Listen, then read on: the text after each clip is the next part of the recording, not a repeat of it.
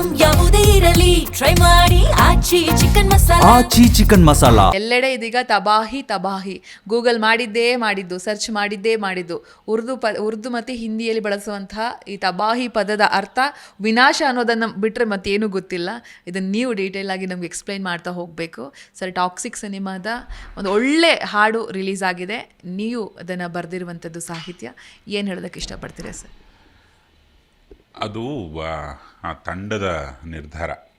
ನಿರ್ದೇಶಕರು rocking star Yash ಮತ್ತು ನಿರ್ಮಾತೃಗಳು, ಸಂಗೀತ ನಿರ್ದೇಶಕರು ತಬಾಹಿ ಅಂದರೆ ವಿನಾಶ, ಸರ್ವನಾಶ, ಅದನ್ನು ಪ್ರೀತಿಗೆ ಲಿಂಕ್ ಹಾಕಿ ಅದನ್ನು ಎಂಡ್ ಮಾಡಿ ಇಟ್ಕೊಂಡಿದ್ರು.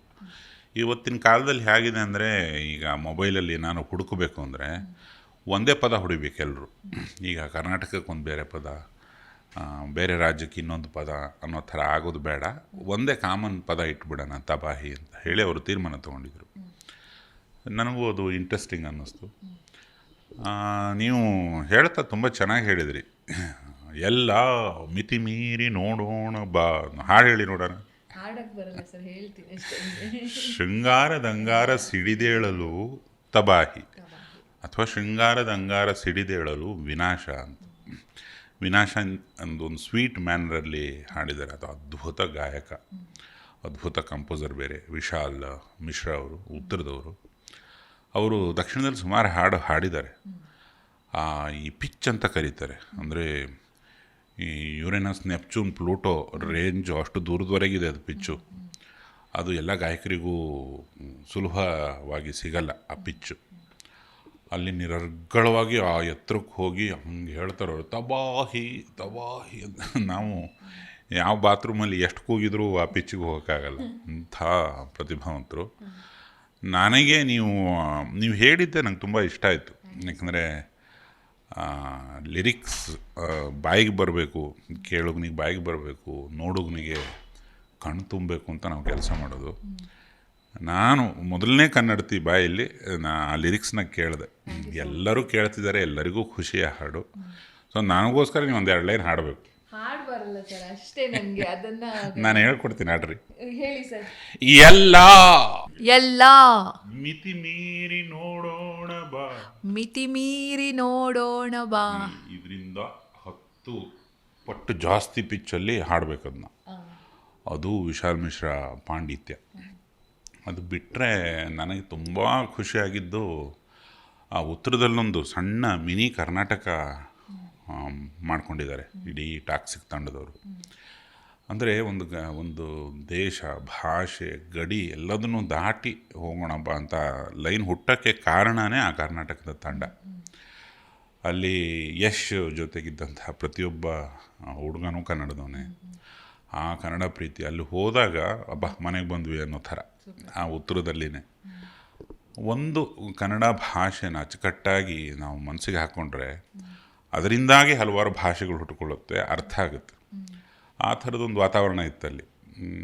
ಅದನ್ನು ನೋಡಿನೇ ನನಗೆ ಬರವಣಿಗೆ ಶುರು ಆಗಿದ್ದು. ಒಬ್ಬೊಬ್ಬರದ್ದು ಶ್ರಮ ಇದೆ ಅಲ್ಲಿ. ಎಸ್ಪೆಷಲಿ ಗೀತು ಮೋಹನ್ ದಾಸ್ ಅವರು ನಿರ್ದೇಶಕಿ, ನಿರ್ಮಾಪಕರು, ಆಮೇಲೆ ತುಂಬ ದೊಡ್ಡ ತಂಡ, ಸಣ್ಣ ಪುಟ್ಟ ತಂಡ ಅಲ್ಲ ಅದು. ಅಷ್ಟು ಭಾಷೆಗಳ, ಅಷ್ಟೂ ಪಂಡಿತರು, ಕವಿಗಳು ಅಲ್ಲಿ ಸೇರಿಕೊಂಡಿದ್ರು. ಅದೊಂಥರ ಕವಿ ಸಮ್ಮೇಳನ.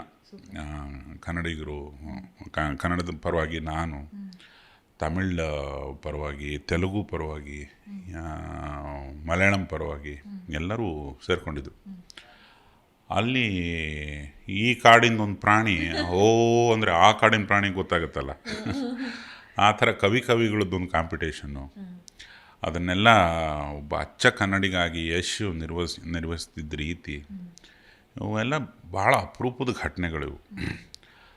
ಅದು ಯಾವುದೇ ಕೆಲಸ ಆಯಿತು ನಾವು ಮಜಾ ತೊಗೊಂಡ್ಬಿಟ್ಟಾಗ ಅದು ಕೇಳೋಗನಿಗೆ ನೋಡೋಗನಿಗೂ ಮಜಾ ಬರುತ್ತೆ ಅನ್ನೋದಕ್ಕೆ ಉದಾಹರಣೆ ಈ ತಬಾಹಿ ಹಾಡು. ಅದರಲ್ಲಿ ಏನೋ ಒಂದು ವಿಶೇಷ ಇಲ್ಲ ಅಂದರೆ ಅಷ್ಟೊಂದು ಮಟ್ಟದಲ್ಲಿ ಕೇಳಿಸ್ಕೊಳ್ಳೋದಿಲ್ಲ ಜನ. ಸೊ ಆ ಶ್ರಮಕ್ಕೆ ತಕ್ಕ ಪ್ರತಿಫಲ ಸಿಕ್ಕ ಸಂತೋಷ. ರೀಸೆಂಟಾಗಿ ಎಲ್ಲರೂ ಸೇರಿ ಮಾತಾಡಿದ್ವಿ ನಾವು. ವಿಶಾಲ್ ಅವರು ಅದನ್ನ ಪೋಸ್ಟ್ ಕೂಡ ಮಾಡಿದ್ದಾರೆ. ಇಡೀ ತಂಡ ಸೇರಿಕೊಂಡು ಎಲ್ಲರಿಗೂ ಒಂದು ಧನ್ಯವಾದ ಅರ್ಪಿಸಿದ್ರು. ಸೊ ಖುಷಿ ಆಗುತ್ತೆ. ಒಂದು ಯಾವುದೋ ಒಂದು ಕನ್ನಡದ ಒಂದು ಬೀದಿಗಳಲ್ಲಿ ಓಡಾಡಿದೊಂದು ಯುವ ಪ್ರತಿಭೆ ಆ ಮಟ್ಟಕ್ಕೆ, ರಾಷ್ಟ್ರ ಮಟ್ಟಕ್ಕೆ, ಜಾಗತಿಕ ಮಟ್ಟಕ್ಕೆ ಒಂದು ಸಿನಿಮಾ ಮಾಡಿ ಒಬ್ಬ ನಾಯಕ ನಟನಾಗಿ ನನ್ನ ಹಿಂಗೆ ನೋಡಿ ಅಂತ ಕನಸು ಕಂಡಿದ್ದು ನೀವು ನೋಡಿದ್ದೀರಿ, ನಾನು ನೋಡಿದ್ದೀನಿ, ಜನತೆ ನೋಡಿದ್ದಾರೆ. ಅದು ಸಾಕಾರ ಆಗೋ ದಿನಗಳು ಬಂದಿರೋದೇ ತುಂಬ ದೊಡ್ಡ ಖುಷಿ. ಸೊ ನಾನೊಬ್ಬ ಕನ್ನಡಿಗನಾಗಿ ತುಂಬ ಹೃದಯದಿಂದ ಹಾರಿಸೋದೇನೆಂದರೆ ಟಾಕ್ಸಿಕ್ ತುಂಬ ದೊಡ್ಡ ಮೈಲಿಗೆಲ್ಲಾಗಲಿ. ಇನ್ನು 2 ಹಾಡುಗಳು ಬರೋಕ್ಕಿದ್ದಾವೆ. ಆ 2 ಹಾಡುಗಳು ಅದ್ಭುತವಾಗಿದ್ದಾವೆ. ಅದನ್ನು ನಾನೇ ಬರೆದಿದ್ದೀನಿ. ಇನ್ನೊಂದು ಮರವಂತೆ ಬರೆದಿದ್ದಾರೆ. ಸೊ ಟೋಟಲ್ ಟಾಕ್ಸಿಕ್ನ ಒಂದು ಮ್ಯೂಸಿಕಲ್ ಜರ್ನಿ ಈ ಹಾಡಿಂದ ಶುರುವಾಗಿರೋದೇ ಒಂದು ತುಂಬ ಖುಷಿ ಸಮಾಚಾರ. ಇನ್ನೇನು ಸಿನಿಮಾ ಬಂದುಬಿಡುತ್ತೆ. ಅದು ನಮ್ಮೆಲ್ಲರ ಹಾರೈಕೆ, ಕನ್ನಡಿಗರ ಹಾರೈಕೆ ತುಂಬ ದೊಡ್ಡ ಮಟ್ಟಕ್ಕಿದೆ ಯಶ್ ಮೇಲೆ. ಆ ಮೈಲಿಗಲ್ಲು ಅಸಾಧಾರಣ ಮಟ್ಟಕ್ಕೆ ಸ್ಥಿರವಾಗಲಿ, ಒಂದ್ರ ನಂತರ ಒಂದು. ಅಂದರೆ ಈಗ KGF ನಂತರ ಇನ್ನೂ ದೊಡ್ಡ ಲೆವೆಲಿಂದೇನೋ ಮಾಡಬೇಕು ಅನ್ನೋದು ಇಡೀ ಸಮಸ್ತ ನಾಡಿಗೆ ಗೊತ್ತು.